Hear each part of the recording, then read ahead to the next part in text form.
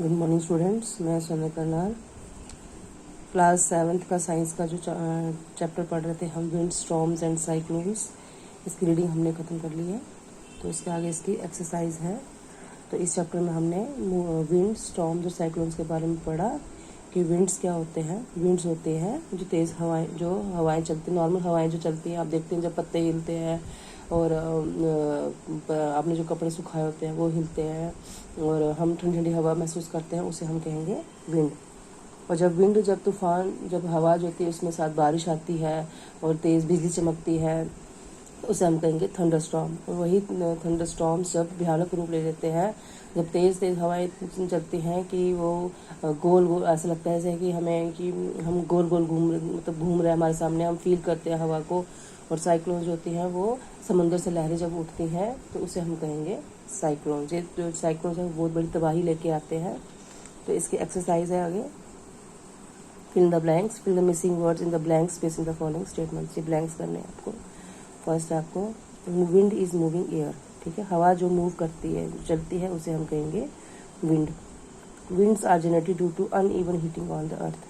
जब हमारी अर्थ पे जो हीटिंग है वो अनइवन होती है, मीन्स स्टेबल नहीं रहती है, तो उसे क्या कहते हैं, विंड। विंड जो है वो are generated due to uneven, wind हवाएं जो है वो जो अर्थ पे गर्मी जो होती है वो अनस्टेबल हो जाती है, उससे फिर हवाएं जब चलती हैं उसे हम कहेंगे विंड।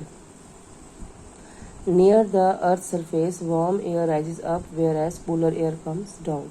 अर्थ सरफेस पे क्या होता है, जो गर्म हवाएं जो होती हैं वो ऊपर की तरफ चलती हैं, क्योंकि जो गर्म हवा होती है वो ठंडी हवा से हल्की होती है, ठीक है। इसलिए गर्म हवाएं जो होती हैं वो ऊपर की तरफ चलती हैं अर्थ के, जो ठंडी हवाएं होती हैं वो अर्थ पे ही रहती हैं, ठीक है। ठंडी हवा जो होती है वो भारी होती है गर्म हवा से, इसलिए जो गर्म हवा होती है वो ऊपर उड़ती है और ठंडी हवा जो है वो अर्थ पे ही रहती है।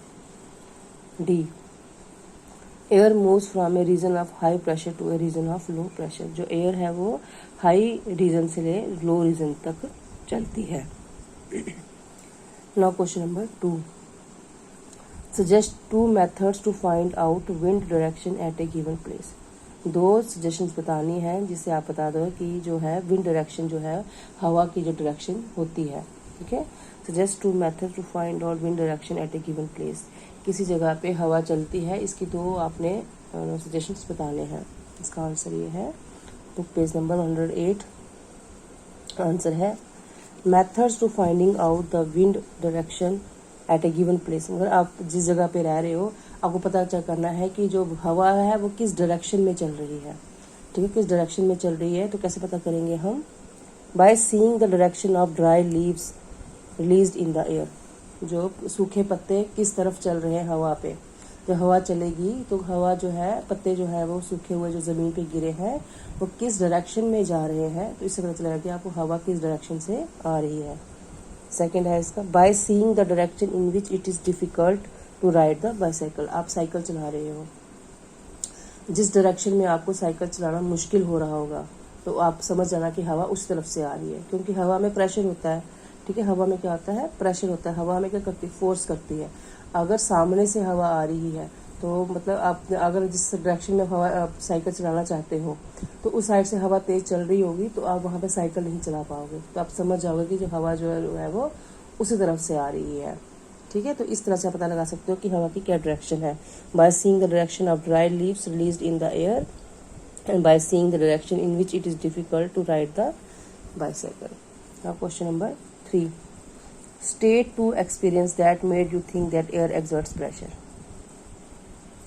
कि 2 एक्सपीरियंस बताने हैं आपने कि जिससे पता चले कि हवा में क्या होता है, प्रेशर होता है, हवा फोर्स करती है, ठीक है। 2 एक्सपीरियंस बताने हैं आपने।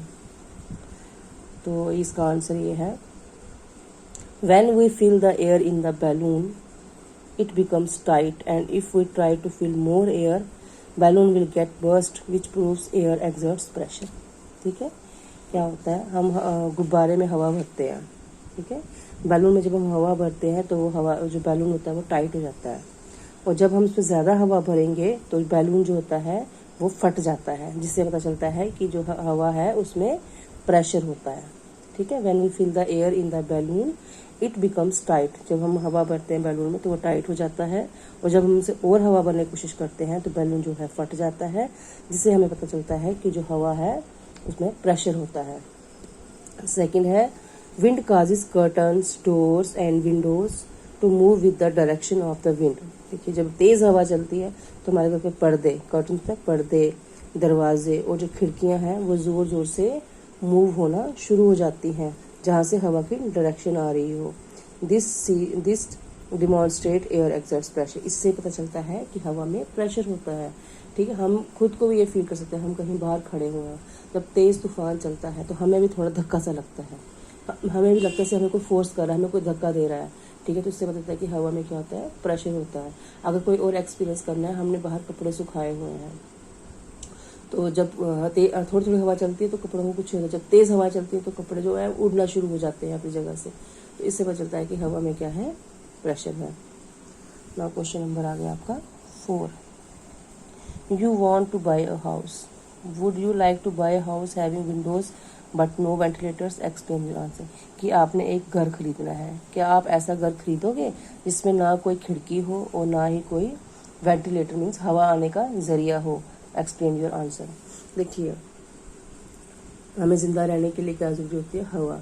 अगर हमें एक ऐसे घर में बंद कर दिया जाए जिसमें ना कोई खिड़की हो ना दरवाज़ा, मतलब ना कोई खिड़की हो ना हवा आने का कोई ज़रिया हो, खाली दरवाज़ा हुआ, अंदर बैठे उसको बंद कर दिया, ना कहीं खिड़की है ना रोशनदान है कोई, तो उससे क्या हो जाएगा, क्या ऐसा घर आप खरीदोगे?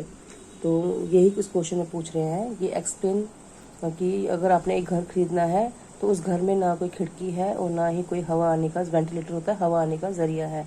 Now explain your answer. क्यों नहीं घर खरीदोगे वो आप ऐसा? आंसर है it is not good idea to buy a house without ventilators.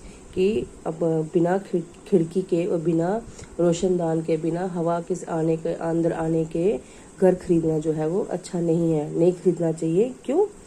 Warm air is lighter than cold air. जो गर्म हवा होती है वो ठंडी हवा से हल्की होती है, ठीक है। जो गर्म हवाएं, हम देखते हैं गर्म हवाएं चलती हैं, वो ठंडी हवाएं कौन सी होगी, जैसे फ़ैन की हवा हो गई या एसी की हवा हो गई, या फिर और ठंडी हवाएं जब चलती हैं तो बोल रहे हैं कि जो गर्म हवा होती है वो ठंडी हवा से क्या होती है, हल्की होती है।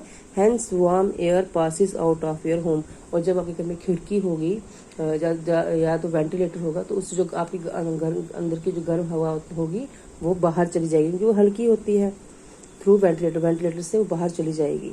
अकॉर्डिंगली विदाउट वेंटिलेटर्स, अगर आपके घर में कोई वेंटिलेटर ही नहीं है, अगर कोई खिड़की ही नहीं है, तो इससे क्या हो जाएगा, जो वार्म एयर है वो आपके घर के अंदर ही रह जाएगी, और इससे क्या होगा, the house will remain warm. जो आपका घर है वो बिल्कुल गर्म रहेगा और आपको ठंडी महसूस नहीं होगी, ठीक है।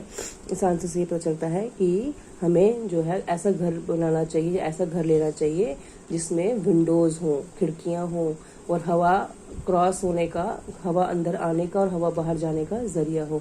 बंद घर में क्या होता है, जो गर्म हवा होती है वो अंदर ही रह जाएगी और बाहर नहीं जाएगी, और आपका घर जो होता है वो गर्म रहेगा और आपको गर्मी लगेगी। और इसलिए जब भी घर बनाओ या लो, खिड़कियाँ होनी चाहिए उसमें, ठीक है, उसमें रोशनदान होने चाहिए, ऐसा होना चाहिए उसमें हवा जो है अंदर बाहर जा सके। तो ये आज हमने क्वेश्चन करे 1, 2, 3 और 4, ठीक है। तो आप ये अपनी साइंस की कॉपी पे इसको लिख लीजिएगा और इन क्वेश्चन आंसर को लर्न कीजिएगा। तो आज हमने इनकी एक्सरसाइज करी, कल मैं आपको इसका 6, 7, 8, 9 ये क्वेश्चन आंसर कल आपको इसमें कंप्लीट करवा दूंगी। तो आप ये क्वेश्चन अपनी साइंस की कॉपी पे लिख लीजिएगा और उसको समझ लीजिएगा। Thank you.